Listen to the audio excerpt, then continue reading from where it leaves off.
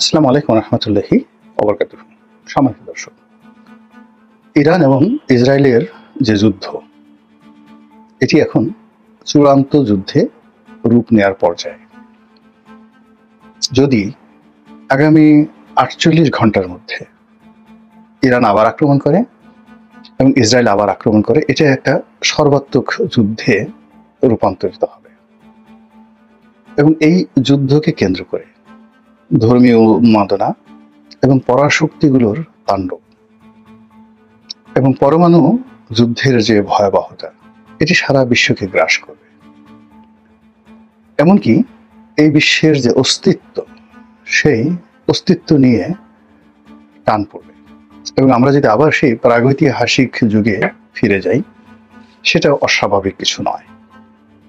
যখন ইউটিউবের মাধ্যমে কন্টেন্ট তৈরি শুরু করি, তখন নিয়মিত ৩-৪টি বিষয় নিয়ে আলোচনা করতাম। দেশের রাজনীতি, তার সঙ্গে সঙ্গে ধর্মীয় কিছু বিষয় নিয়ে আলোচনা করতাম, আর আন্তর্জাতিক বিষয় থাকতো। তখন মালয়েশিয়ার রাজনীতি, পাকিস্তান ইমরান খান কি করলেন, ইরানে কি হচ্ছে, এই সমস্ত বিষয় নিয়ে আমাদের যারা জনগণ, তাদের নিদারুণ আগ্রহ ছিল। আওয়ামী লীগ জমানাতে এই আগ্রহটা ছিল, কিন্তু এখন এই গত ১০ মাসে পুরো পরিবেশ এবং পরিস্থিতি এমন হয়ে গেছে যে আমাদের ঘাড়ের উপরে এত বেশি সমস্যা যে আমাদের সেই ইউক্রেন যুদ্ধ নিয়ে আলোচনা করারও ইচ্ছা হয় না, আর মানুষের শোনারও ইচ্ছা হয় না। আমাদের অর্থনৈতিক সমস্যা, আমাদের রাজনৈতিক সমস্যা, আমাদের সীমান্ত সমস্যা, ভারতের সাথে আমাদের সমস্যা, আমাদের বন্দর নিয়ে সমস্যা, বিএনপি জামাতের সমস্যা, ইলেকশন নিয়ে সমস্যা, সব মিলিয়ে 18 কোটি মানুষ, আমাদের যারা বলছেন যে এখন ডক্টর মোহাম্মদ ইউনূস, তিনি কিন্তু একটা কথা বেফাসুলো বলে ফেলেছেন যে এখানে গাজার মতো পরিস্থিতি বিরাজ করছে। হয়তো আমাদের শিল্প কলকারখানা, বাড়িঘর ওই গাজার মতো ওইভাবে ভেঙে যায়নি, কিন্তু আমাদের মন এবং মস্তিষ্কে যে ভয়, আতঙ্ক, অনিশ্চয়তা, এটা গাজাবাসীর মতোই হয়ে গেছে। এরকম একটা কথা কিন্তু প্রধান উপদেষ্টা বলেছিলেন এবং ব্যাপক সমালোচনা হয়েছিল তখন সেটি নিয়ে।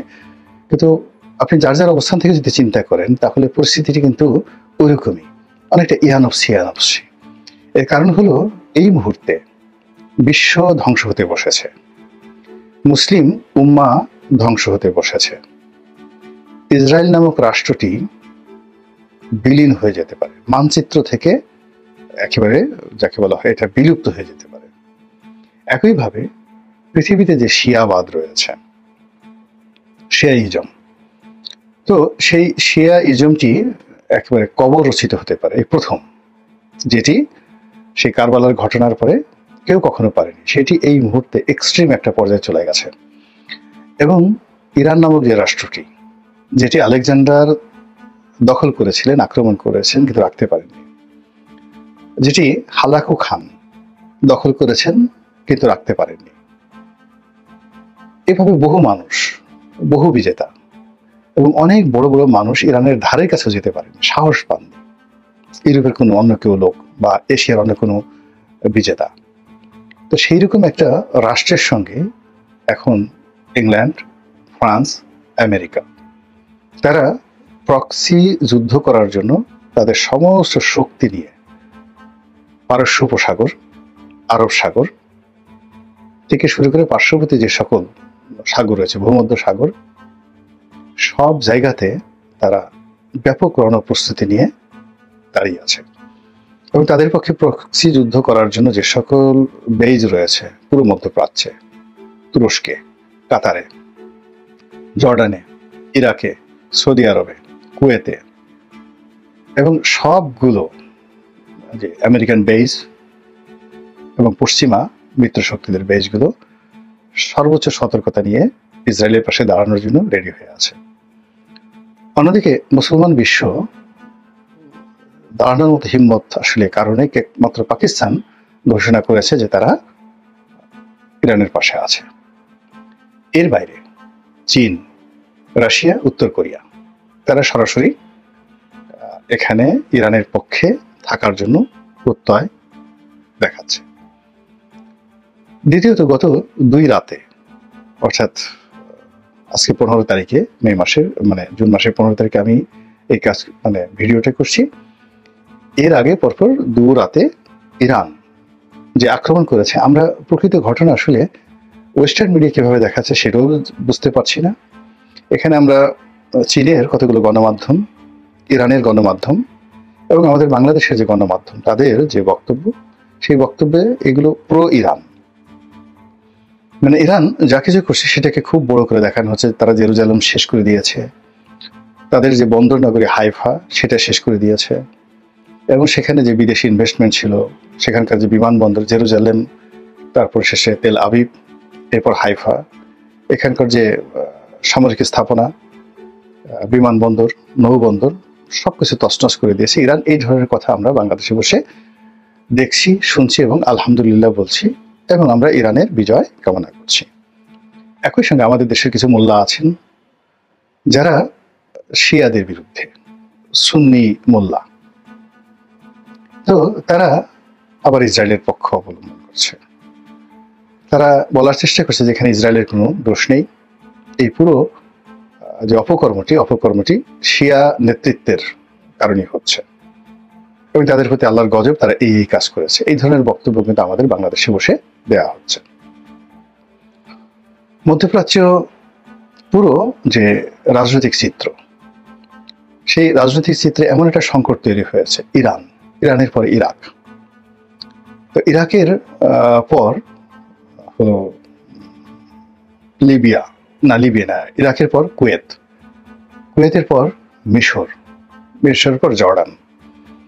এই কয়টি দেশে মানে এই যুদ্ধের ফলে এই সকল রাষ্ট্রের মানচিত্র বদল হওয়ার মতো উপায় হয়ে গেছে। এর কারণ হলো এখানে এরা সবাই আমেরিকার টাকায় চলে, আমেরিকার তাবেদার, ডাইরেক্ট, সরাসরি। এর বাইরে সেমি মানে যাকে বলা হয় তাবেদার হিসেবে সৌদি আরব, সংযুক্ত আরব আমিরাত এবং কাতার, তারা রয়েছে। এর বাইরে ইরানি প্রক্সি ওয়ার চালানোর জন্য ইরানের যে সকল ভূমি, বিশেষ করে সিরিয়া, ইয়ামেন, এরপরে লেবানন, তার সঙ্গে সঙ্গে পশ্চিম তীর, গাজা, এখানে ইরানের ব্যাপক উপস্থিতি আছে প্রক্সি যুদ্ধ চালানোর জন্য। এবং একই সঙ্গে যেটাকে রেড সি বলা হয়, লোহিত সাগর, তো লোহিত সাগর, পারস্য উপসাগর, আরব সাগর, ভূমধ্য সাগর, এই তিনটি সাগরের সঙ্গে সঙ্গে খুবই গুরুত্বপূর্ণ দুটো জলপথ, অর্থাৎ কায়রো মানে মিশরের আন্ডারে, কিন্তু এখানে ইচ্ছা করলে ইরান ইন্টারভেন করতে পারে, সেটা হলো সুয়েজ খাল। আরেকটা হলো হরমুজ প্রণালী, অত্যন্ত গুরুত্বপূর্ণ, যেটি ইরান ইন্টারভেন করতে পারে। এবং এই দুটো জায়গাতে যদি ইরান খুব সহজেই তাদের কর্তৃত্ব দেখাতে পারে, শক্তিমত্তা দেখাতে পারে, তাহলে পুরো ইউরোপের যুদ্ধ করা ছাড়া কোনো উপায় থাকবে না। আর ইউরোপ যখন এখানে যুদ্ধ করবে, যে যুদ্ধ আলটিমেটলি একটা প্রক্সি যুদ্ধ ইউরোপের সঙ্গে চলছে আমেরিকার, এবং আরেকটি প্রক্সি যুদ্ধ চলছে রাশিয়াতে ইউক্রেনকে কেন্দ্র করে, অর্থাৎ ইউক্রেনকে এখানে ডবল কাজ হয়ে যাবে। অর্থাৎ ইউক্রেনকে কেন্দ্র করে আমেরিকা এবং ইউরোপ এখন বিপরীত অ্যাঙ্গেলে চলে এসেছে। আবার মধ্যপ্রাচ্যের ইসরায়েলকে কেন্দ্র করে ইউরোপ এবং আমেরিকা এখন একই বৃত্তে, একই প্ল্যাটফর্মে কাজ করার চেষ্টা করছে। আর এর ফলে কি হলো, রাশিয়া এবং ইউক্রেনের মধ্যে যে সমস্যা রয়েছে, সেই সমস্যাটা দেখবে যে অটোমেটিক সমাধান হয়ে পুরো ইউক্রেন এবং রাশিয়া ইরানের পক্ষে চলে আসতে বাধ্য হবে। এই যে একটা রাজনৈতিক টারমাইল, একটা যুদ্ধ পরিস্থিতি, একটা কমপ্লেক্স পরিস্থিতি, আমি এটা দ্বিতীয় বিশ্বযুদ্ধ বা প্রথম বিশ্বযুদ্ধ ঠিক এতটা ব্যাপক দেখিনি। এবং এই যুদ্ধের যে উত্তাপ, এটা ইজিলি চীন, Bharat, Singapore, Indonesia, Malaysia, Pakistan, Bangladesh, আমরাও এর থেকে রক্ষা পাবো না। যেটা দ্বিতীয় বিশ্বযুদ্ধে, প্রথম বিশ্বযুদ্ধে এই ঘটনা ঘটেনি, খুব সীমিত আকারে। প্রথম মহাযুদ্ধের তাপ্তে দিকে আসেই নেই, খুব অল্প এখান থেকে লোকজন যুদ্ধ করতে গেছে। কাজী নজরুল থেকে শুরু করে অনেকেই ওই ফ্রন্টে যুদ্ধ করে গেছেন, অনেকে তুরস্কের পক্ষে, অনেকে ইংরেজদের পক্ষে। আর দ্বিতীয় বিশ্বযুদ্ধ সেখানে মায়ানমার, সিঙ্গাপুর, এই অঞ্চল পর্যন্ত কিছু যাকে বলা হয় কর্মকাণ্ড চলেছে, জাপানি আর্মি আর ব্রিটিশ আর্মি, এর বাইরে তেমন কিছু হয়নি। যাই হোক, কিন্তু এইবার যদি এই যুদ্ধটা শুরু হয়ে যায় ব্যাপক আকারে, জাস্ট 15 দিনের মধ্যে আমাদের এই পাক ভারত উপমহাদেশের পুরো যে ক্ষোভ বিক্ষোভ যুদ্ধ, এটি মারাত্মক আকার ধারণ করে। এবং 2026 আমাদের জন্য দুর্ভিক্ষ, আমাদের জন্য দুর্ভাগ্য, এরকম নানা রকম আশঙ্কা কিন্তু আমাদেরকে তাড়া করছে, প্রাকৃতিক দুর্যোগ থেকে সবকিছু। তো এরই মধ্যে যারা ধর্মবিশ্বাসী, তাদের মধ্যে দুটো গ্রুপ আছে, যারা ইহুদি জাতি।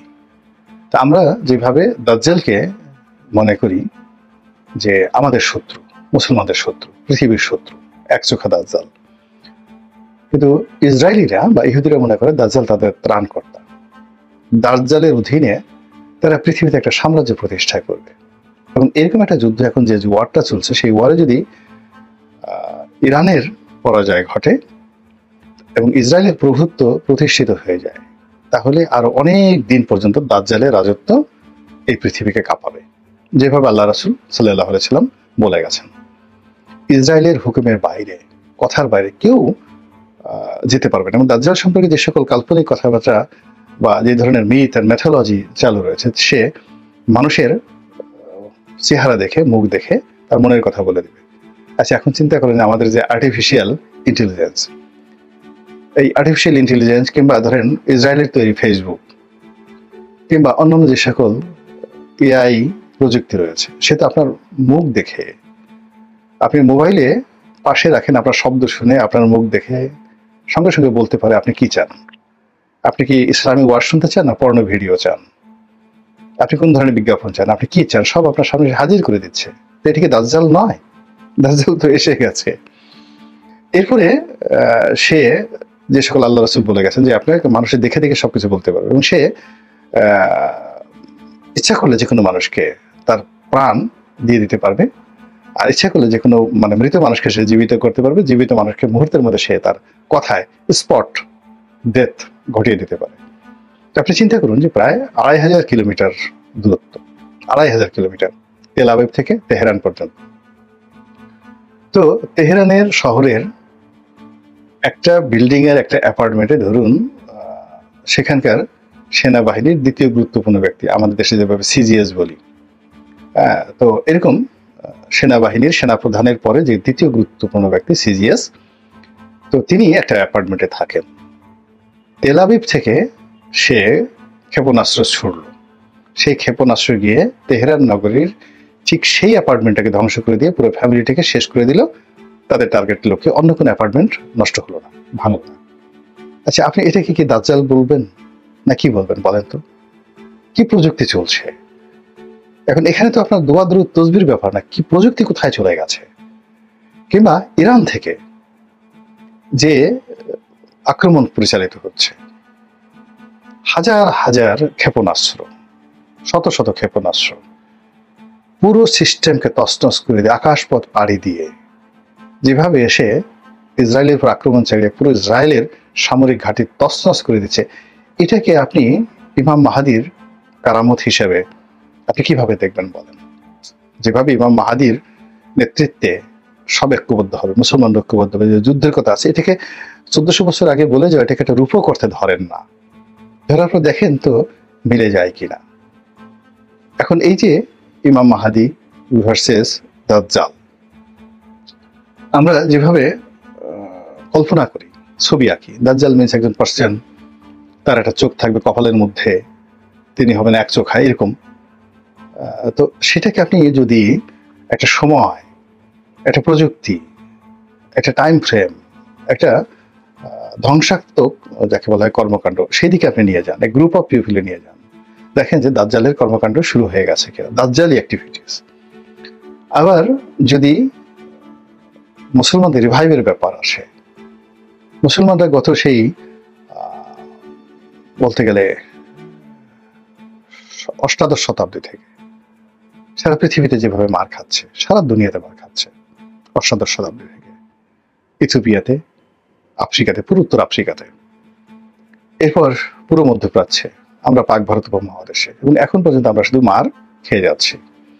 সেক্ষেত্রে ইরানের যে এই বিজয়টি একটা, আপনার কি মনে হয় নতুন একটা ইতিহাস তৈরি করবে না?